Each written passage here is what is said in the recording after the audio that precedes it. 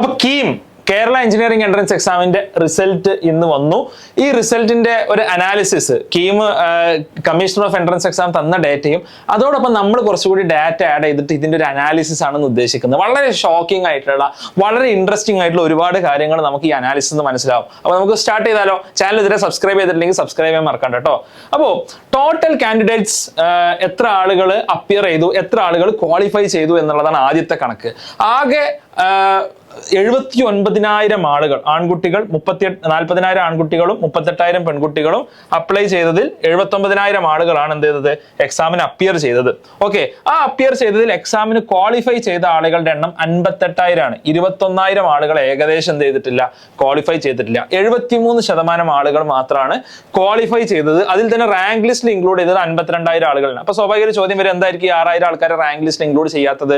ഞാൻ മനസ്സിലാക്കുന്നത് +2 മാർക്ക് അവർ എൻ്റർ ചെയ്യാത്തത് കൊണ്ട്. കാരണം +2 മാർക്കിന്റെയും അതേപോലെ എൻട്രൻസ് എക്സാം മാർക്കിന്റെയും കോമ്പിനേഷൻ ആണ് ടോട്ടൽ മാർക്ക് എന്നുള്ളത് കൊണ്ട് +2 മാർക്ക് ഇല്ലാത്തത് കൊണ്ടോ വേറെ പല കാരണങ്ങൾ കൊണ്ടോ ആയിരിക്കും ഈ ഒരു 6,000 ആളുകൾ മിസ്സിംഗ് എന്നുള്ളതാണ് ഞാൻ മനസ്സിലാക്കുന്നത്. എന്തായാലും അത് 66% ആൾക്കാരാണ്. അതായത് ടോട്ടൽ എക്സാം എഴുതിയിൽ 73% ആൾക്കാരാണ് എന്ത് ചെയ്തിട്ടുള്ളത്? ക്വാളിഫൈ ചെയ്തിട്ടുള്ളത്. അപ്പൊ നിങ്ങൾക്ക് തോന്നാം സ്വാഭാവികമായിട്ടും അല്ലെ വലിയ കുഴപ്പമൊന്നുമില്ല, 73% ആൾക്കാരുടെ പാസ്, ബാക്കിയുള്ളവർ ക്വാളിഫൈ ചെയ്തില്ല. എന്താണ് ഇതിന്റെ ക്വാളിഫയിങ് ക്രൈറ്റീരിയ? ഇതാണ് ഏറ്റവും പ്രധാനപ്പെട്ട കാര്യം. കീം പ്രോസ്പെക്ടസ് പ്രകാരം നോർമലൈസ്ഡ് എഞ്ചിനീയറിംഗ് മാർക്ക്, അതായത് 300 മാർക്കിൽ 10 മാർക്കാണ് SC ST ഒഴികെ ക്വാളിഫൈ ചെയ്യാൻ വേണ്ടത്. 3.33% മാർക്ക്, വെറും 10 മാർക്ക്. ഓക്കെ, വെറും 10 മാർക്ക്. അതായത് ഇപ്പൊ 600-ന് 20 മാർക്ക് നമ്മൾ എടുക്കുകയാണെന്നുണ്ടെങ്കിൽ ഒരു 5 ക്വസ്റ്റ്യൻ എഴുതിയാൽ 150-ൽ 5 ക്വസ്റ്റ്യൻ എഴുതിയാൽ കിട്ടാവുന്ന ഒരു മാർക്കാണ് 3.3% മാർക്ക്. എന്നാൽ +2 ബോർഡ് എക്സാം നമ്മൾ ക്വാളിഫൈ ചെയ്യണമെന്നുണ്ടെങ്കിൽ 30% മാർക്ക് വേണം. 30% മാർക്ക് കിട്ടിയ 78% ആൾക്കാർ, +2ന്റെ പാസ് പെർസെന്റേജ് എത്ര? 78% ആൾക്കാരുണ്ടെങ്കിൽ ഇവിടെ 10 മാർക്ക് കിട്ടിയ 73% ആൾക്കാരേ ഉള്ളൂ. There is a stark difference in +2 board exam and KEAM. KEAM എക്സാമും +2 ബോർഡ് എക്സാമിന്റെ നിലവാരം തമ്മിൽ എന്തുണ്ട്? വലിയൊരു വ്യത്യാസമുണ്ട്. അല്ലെങ്കിൽ അതിന്റെ വാല്യുവേഷൻ തമ്മിൽ വലിയൊരു വ്യത്യാസം ഉണ്ട് എന്നുള്ളൊരു ഇൻഡിക്കേഷൻ നമുക്ക് ഇവിടെ തന്നെ കിട്ടുന്നുണ്ട്. റൈറ്റ്. അപ്പോൾ ഇനി നിങ്ങളൊന്ന് ആലോചിച്ച് നോക്കുക, ഇത് 10 മാർക്ക് മതിയോ? എഞ്ചിനീയറിംഗിന് 10 മാർക്ക് ഉള്ളവർ പോയാൽ മതിയോ എന്നുള്ളത് നമ്മൾ ആലോചിക്കേണ്ട ഒരു വിഷയമാണ്. KTയുടെ പാസ് പെർസെന്റേജ് കഴിഞ്ഞ ആഴ്ചത്തെ റിപ്പോർട്ട് പ്രകാരം 53%. എന്തുകൊണ്ടാണ് കേരളത്തിലെ എഞ്ചിനീയറിംഗ് കോളേജുകൾ നിലവാരമില്ല എന്ന് വിലയിരുത്തപ്പെടുന്നത്? ഈ 10 മാർക്ക് കിട്ടാൻ അവിടെ പോകുന്നുണ്ടാ അല്ലെ? അപ്പോ ഇതും ഒരു പ്രശ്നമാണ്. നമ്മുടെ ഹയർ എഡ്യൂക്കേഷൻ ക്വാളിറ്റിയിൽ വലിയൊരു പ്രശ്നമാണ് ഇത് എന്നുള്ളത് നമ്മൾ മനസ്സിലാക്കുക. നെക്സ്റ്റ് ഇൻട്രസ്റ്റിംഗ് പോയിന്റിലോട്ട് പോവാം. കാൻഡിഡേറ്റ് ലിസ്റ്റ് ഉള്ള ആളുകളുടെ ക്വാളിഫയിങ് എക്സാം, അതായത് അവര് ഗവൺമെന്റ് സ്കൂളിൽ അല്ലെങ്കിൽ സ്റ്റേറ്റ് സിലബസ് പഠിച്ച ആൾക്കാരാണോ, അല്ലെങ്കിൽ CBSE പഠിച്ച ആൾക്കാരാണോ, ICSE പഠിച്ച ആൾക്കാരാണോ, ഇനി വേറെ എന്തെങ്കിലും പഠിച്ച ആളുകളാണോ? നിങ്ങൾ നോക്കുക, ഇത് വളരെ ഇൻട്രസ്റ്റിംഗ് ആയിട്ടുള്ള ഡേറ്റയാണ്. ഞാൻ അതിന്റെ പെർസെന്റേജ് കൊടുത്തിട്ടുണ്ട്. ടോട്ടൽ കാൻഡിഡേറ്റ്സിൽ 36,000 ആളുകൾ സ്റ്റേറ്റ് സിലബസ് HSEയിൽ പഠിച്ച ആൾക്കാർ, അതായത് 70%, ഏകദേശം 70% എഴുതിയത് ആരാ? 100-ൽ 70 സ്റ്റുഡൻസും സ്റ്റേറ്റ് സിലബസ് പഠിച്ച ആൾക്കാരാ. ഇനി CBSEയിലോ? CBSEയിൽ പഠിച്ച 27% ആൾക്കാരാണുള്ളത്. ICSE 2%, ബാക്കി ഏകദേശം 1%. എന്നാൽ നമ്മൾ ആദ്യത്തെ 5000 റാങ്ക് എടുത്ത് നോക്കുക. ആദ്യത്തെ 5000 റാങ്കിൽ 2785, പകുതിയിലധികം ആരാ? CBSE-കാരാ. എത്ര? 27% CBSE-കാരാണ് 55% റാങ്ക് ലിസ്റ്റിലുള്ളത്. 55% റാങ്ക് ലിസ്റ്റിലുള്ളത്. കേരള സിലബസോ? കേരള സിലബസിൽ 40% ആളുകൾ മാത്രമാണ് ടോപ്പ് റാങ്ക് ലിസ്റ്റിലുള്ളത്. 70% ആൾക്കാർ എഴുതിയത്, 30% ഡ്രോപ്പ് ആണുള്ളത്. ICSEയിലും 3%, ഏകദേശം 2% ആൾക്കാരാണ് എഴുതിയത്. പക്ഷെ 3% ആളുകൾ അവർ 5000-ലുണ്ട്. ബാക്കി നമുക്ക് നെഗ്ലക്ട് ചെയ്യാം. ഇത് നമ്മൾ ശരിക്കും ഞെട്ടിപ്പിക്കേണ്ട ഒരു സംഭവമാണ് അല്ലെ? കേരളത്തിലെ ഇനി ഇത് നോക്കുക, അത് CBSE പഠിച്ചത് എവിടെയാ? +2-ൽ CBSE പഠിച്ച ആൾക്കാരാ അല്ലെ? നമുക്കറിയാം ഭൂരിഭാഗം ആൾക്കാർ, നല്ലൊരു നമ്പർ ഓഫ് സ്റ്റുഡൻസ് 10th വരെ CBSE പഠിച്ചതിന് ശേഷം എങ്ങോട്ട് പോകുന്നുണ്ട്?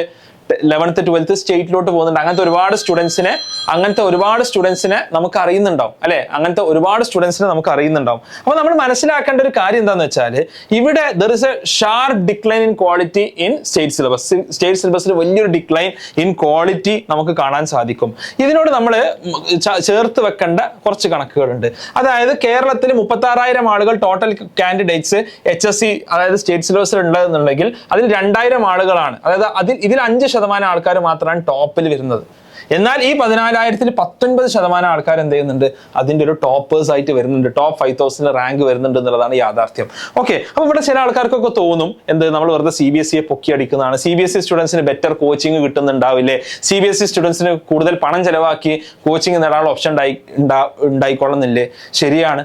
അതൊക്കെ ഉണ്ടാവാൻ സാധ്യത ഉണ്ട്. പക്ഷെ ഇന്നത്തെ കാലത്ത് ഒന്നാമത്തെ കാര്യം എന്നുള്ളത് ഏതൊരാൾക്കും പഠിക്കാനുള്ള ഓപ്പർച്യൂണിറ്റീസ് ഇന്ന് ഓൺലൈനിലും മറ്റൊക്കെ ആയിട്ട് അവൈലബിൾ ആണ്. വലിയ പണച്ചെലവില്ലാതെ ആർക്കും പഠിക്കാനുള്ള ഓപ്പർച്യൂണിറ്റീസ് ഉണ്ട്. ഞങ്ങൾ തന്നെ ഒരുപാട് സ്റ്റുഡൻസിനെ, പാവപ്പെട്ട സ്റ്റുഡൻസിനൊക്കെ ഫ്രീ ആയിട്ട് പഠിപ്പിക്കുന്നുണ്ട്. അതേപോലെ തന്നെ സ്റ്റേറ്റ് സിലബസിലുള്ള സ്റ്റുഡൻസിനെ മെഡിക്കൽ ആക്കുന്ന സിസ്റ്റം ഒക്കെ ഞങ്ങളുടെ ഫൗണ്ടേഷൻ പ്രോഗ്രാമിൽ തന്നെ ഉണ്ട്. ഇവിടെ നമ്മൾ മനസ്സിലാക്കേണ്ട രണ്ടാമത്തെ വിഷയം എന്താണെന്ന് വെച്ചാൽ, ഇത് അങ്ങനെയാണെന്ന് വിചാരിക്കാം. CBSE സ്റ്റുഡൻസ് എന്താണ്, CBSE സ്റ്റുഡൻസ് ബെറ്റർ ആണ്, അവർക്ക് കൂടുതൽ ബെറ്റർ കോച്ചിങ് കൊടുക്കുന്നുണ്ടെന്ന് വിചാരിക്കാം. അങ്ങനെയാണെങ്കിൽ നമ്മൾ സ്റ്റേറ്റ് സിലബസിലെ കുട്ടികളെ പിന്നിൽ മാറ്റി നിർത്തുകയാണോ നമ്മൾ ചെയ്യേണ്ടത്? ആയിക്കോട്ടെ, അവർക്ക് കൂടുതൽ പൈസ കിട്ടുന്നുണ്ട്, അല്ലെങ്കിൽ പൈസ കൊടുക്കാൻ ഇതുണ്ട്, അതുകൊണ്ട് അവർ കൂടുതൽ ബെറ്റർ കോച്ചിങ്ങിന് പോയിക്കോട്ടെ എന്ന് പറഞ്ഞ് നിൽക്കുകയാണോ വേണ്ടത്? അതല്ല, നമ്മൾ ബെറ്റർ സിലബസ് കൊടുത്ത് ബെറ്റർ കോമ്പറ്റീറ്റീവ്നെസ് ഉണ്ടാക്കി അവരെ മുന്നോട്ട് കൊണ്ടുവരികയാണോ വേണ്ടത്? ഇതല്ല നമ്മുടെ പ്രധാനപ്പെട്ട ചോദ്യം, അല്ലെ? നമ്മുടെ കുട്ടികൾക്ക് ഓക്കെ, അവർക്ക് കോച്ചിങ്ങിന് കൊടുക്കാൻ പണമില്ല, അവർക്ക് കോച്ചിങ്ങിന് കൊടുക്കാൻ പണമില്ല എന്നുണ്ടെങ്കിൽ അവിടെ നമ്മൾ അവരുടെ സ്റ്റേറ്റ് സിലബസ് എക്സാമിൽ അവർക്ക് ഓവർ ലിബറൽ വാല്യുവേഷൻ കൊടുത്ത് ഈസി ക്വസ്റ്റ്യൻ പേപ്പേഴ്സ് കൊടുത്ത് അവരോട് വലിയ അനീതിയല്ലേ നമ്മൾ കാണിക്കുന്നത്? അല്ലെ? വലിയ അനീതിയല്ലേ കാണിക്കുന്നത്? നേരത്തെ പറഞ്ഞ പോലെ നമ്മുടെ പാസ് പെർസെന്റേജ് 30% നേടുന്ന 78% കുട്ടികളുണ്ടെന്നുണ്ടെങ്കിൽ ഇവിടെ 10 മാർക്ക് നേടാൻ കഴിയാത്ത കുട്ടികളാണ് ഇവിടെ വരുന്നത്. അതായത് നമ്മൾ ആ കുട്ടികളെ കബളിപ്പിക്കുകയാണ്, നമ്മൾ ആ കുട്ടികളെ പറ്റിക്കുകയാണ്. നമ്മുടെ സിസ്റ്റത്തിലൂടെ മിടുക്കരായ കുട്ടികളെ വരെ അവരുടെ ഇന്റലക്ട് ഉപയോഗിക്കാൻ അവരെ പരിശ്രമിപ്പിക്കാതെ, അവരുടെ ബുദ്ധി ഉപയോഗിക്കാൻ അവസരം കൊടുക്കാതെ, അവർക്ക് ആവശ്യത്തിന് അവസരങ്ങൾ അവർക്ക് പ്രാപ്യമാക്കാതെ നമ്മൾ ആ കുട്ടികളുടെ ഭാവി നശിപ്പിച്ച് കളയാണ് ചെയ്യുന്നത്. ഓക്കെ, ഇതാണ് നമ്മൾ ഇതിൽ മനസ്സിലാക്കേണ്ട ഏറ്റവും സങ്കടകരമായിട്ടുള്ള വസ്തുത. ശരിയാണ്, കോച്ചിങ്ങിന് ഇനി കൊടുക്കാൻ പണമില്ല എന്ന് വിചാരിക്കുക. അവരെ എങ്ങനെങ്കിലും മേലോട്ട് കൊണ്ടുവരാൻ വേണ്ടിയുള്ള എന്ത് ശ്രമമാണ് നമ്മൾ നടത്തിയിട്ടുള്ളത്? അതിന് വേണ്ടിയിട്ടുള്ള എന്ത് എഫേർട്ടാണ് നമ്മൾ നടത്തിയിട്ടുള്ളത്?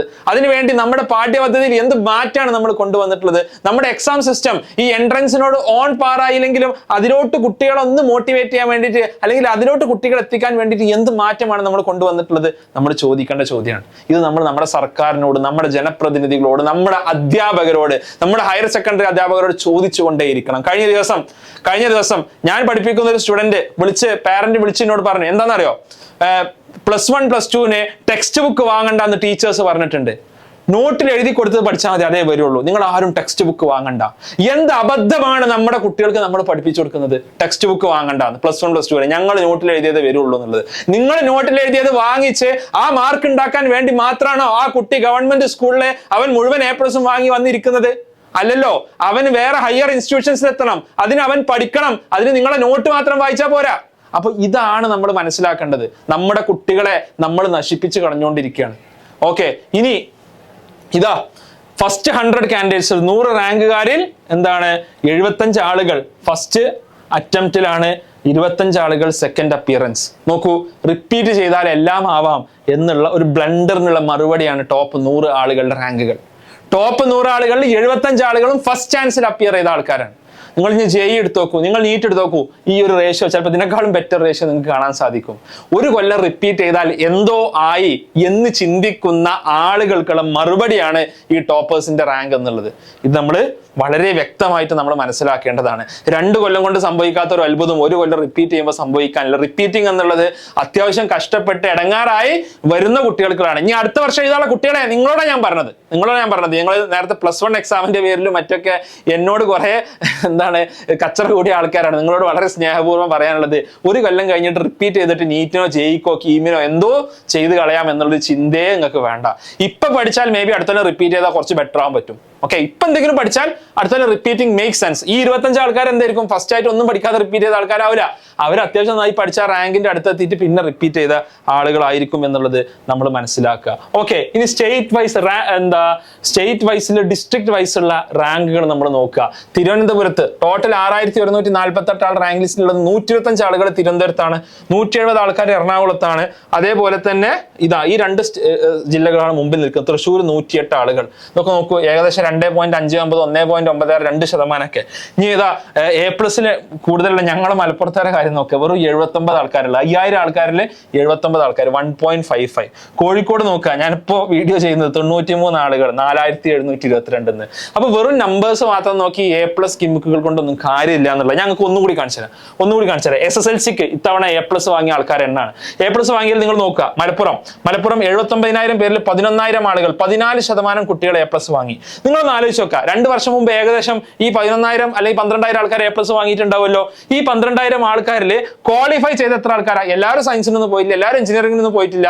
എന്നാലും കീമൊക്കെ ഒരുവിധം സ്റ്റുഡൻസ് ഒക്കെ A+ കിട്ടിയ സ്റ്റുഡൻസ് കുറെ ആൾ സയൻസിന് പോയിട്ടുണ്ടാവും, കുറെ ആൾ കീം എഴുതിയിട്ടുണ്ടാവും അല്ലെ. 5,000 ആൾക്കാരെ ക്വാളിഫൈ ചെയ്ത്, 5,000 ആൾക്കാരെ ക്വാളിഫൈ ചെയ്ത്. ഒന്ന് ആലോചിച്ച് നോക്കുക. കുറെ നീറ്റ് ആസ്പിറൻസ് ഉണ്ടാവും, ഒക്കെ ശരി തന്നെ. എന്നാലും നിങ്ങൾ ഈ നമ്പേഴ്സ് ഒന്ന് നോക്കുക. ഈ നമ്പേഴ്സ് നമ്മളെ ഇരുത്തി ചിന്തിപ്പിക്കേണ്ടതല്ലേ അല്ലെ? ചിന്തിപ്പിക്കേണ്ടതല്ലേ? ഒന്ന് നോക്കുക. A+കാരുടെ എണ്ണം വീണ്ടും A+കാരുടെ എണ്ണം നമ്മൾ നോക്കുമ്പോൾ ഇതാ, യെസ്, A+കാരുടെ എണ്ണം നമ്മൾ നോക്കുമ്പോൾ ഇതാ, മലപ്പുറത്തുനിന്ന് 11,000, തിരുവനന്തപുരത്ത് നിന്ന് 17% ആൾക്കാർക്ക് A+ കിട്ടുന്നുണ്ട് അല്ലെ. അപ്പൊ A+കാരുടെ എണ്ണമൊക്കെ നോക്കുമ്പോൾ ഇതാ, കോഴിക്കോട് നിന്ന് 19% ആൾക്കാർക്ക് എന്ത് ചെയ്യുന്നുണ്ട്? A+ കിട്ടുന്നുണ്ട്. 43,850 ആളുകൾക്ക് 19% ആൾക്കാർക്ക് എഴുതുന്ന കുട്ടികൾക്ക് A+ കിട്ടുന്നുണ്ട്. കൊല്ലത്തുനിന്ന് 23% ആൾക്കാർക്ക് A+ കിട്ടുന്നുണ്ട്. പക്ഷേ ഈ ജില്ലകളൊക്കെ ഇതാ ഈ നമ്പേഴ്സിൽ വരുമ്പോൾ കൊല്ലത്തുനിന്ന് 53, കോഴിക്കോട് 93 വളരെ പിന്നിലാണ്. അപ്പൊ actually speaking there is A north south divide. കേരളത്തിലെ എഡ്യൂക്കേഷനിൽ ഹയർ എഡ്യൂക്കേഷനിലോട്ട് വരുമ്പോൾ ക്ലിയർലി ഒരു നോർത്ത് സൗത്ത് ഡിവൈഡ് ഉണ്ട് എന്നുള്ളത് യാഥാർത്ഥ്യമാണ്. അത് ഞാൻ ഒരു പ്രാദേശികവാദം പറയില്ല, പക്ഷെ നമ്മുടെ ജില്ലയിലോ നമ്മുടെ ചുറ്റുവട്ടത്തുള്ള കുട്ടികൾ പിന്നോട്ട് പോകുന്നതിൽ എന്തുണ്ട്? സ്വാഭാവികമായിട്ടും ഒരു സങ്കടമുണ്ട്. ഇതിന് നമ്മൾ എന്ത് ചെയ്യേണ്ടതുണ്ട്? നമ്മൾ അതിന് വർക്ക് എടുക്കേണ്ടതുണ്ട്. എനിക്ക് കിട്ടിയ ഫസ്റ്റ് ലെവൽ ഇൻസൈറ്റ്സ് ഞാൻ നിങ്ങൾക്ക് പറഞ്ഞു തന്നത് മാത്രം. അതോടൊപ്പം XNYയുടെ ഫൗണ്ടേഷൻ പ്രോഗ്രാം ഞാൻ നിങ്ങൾക്ക് പരിചയപ്പെടുത്താണ്. 6th മുതൽ 10th വരെയുള്ള സ്റ്റുഡൻസിന് വേണ്ടിയിട്ട് JEE നീറ്റ് കീമൊക്കെ ഓറിയന്റഡ് ആയിട്ടുള്ള ഫൗണ്ടേഷൻ പ്രോഗ്രാംസ് നമ്മൾ നൽകുന്നുണ്ട്. IITiansഉം ഡോക്ടേഴ്സും ആയിട്ടുള്ള ആളുകളാണ് ക്ലാസ്സസ് ഒക്കെ എടുക്കുന്നത്.